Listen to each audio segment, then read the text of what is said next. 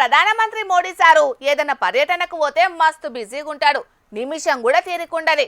ఇక ఓట్లంటే అసలుకే రికాముండది. కాళ్ళకు బల్పాలు కాదు చక్రాలు కట్టుకొని తిరిగినట్టే ఉంటది. అంత బిజీగా ఉండే మోడీ సారు ఇట్లొచ్చి పలకరిస్తాడని గీలు కళ్ళలో కూడా అనుకొని ఉండరు.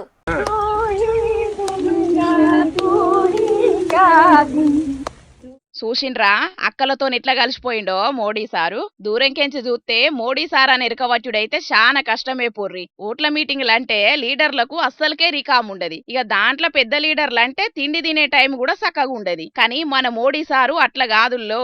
ఇయల్ల పొద్దుగాల అస్సాం దిక్కు ఓట్ల ప్రచారానికి పోయిండు. దిబ్రూగర్ దిక్కు బాట పొంటి పోతుంటే చాపత్త తోట్ల అక్కలు ఆకులు తెంపుకుంటా కానొచ్చిండ్రట. ఇక ఎంబటే కారు ఆపిండు. ఇక వాళ్ళనే కారు కాడికి పిలిపించుకోకుండా సారే తోట్లకు పోయిండు. ఇక ఆడ అక్కలతోని ముచ్చట్లు పెట్టుకుంటా సాధక బాధలు అరుచుకున్నాడు. అక్కలు ఆకులు ఎట్లా దెంపుతున్నారో చూసి కొద్దిసేపు సారు కూడా దెంపినట్టు చేసిండు. అట్లనే అక్కలు ఆడుతూ పాడుతూ పని చేస్తుంటే అలుపు సొలుపేమున్నది అని రాగం తీస్తే వాళ్ళతోని కుతికే కలిపిండు.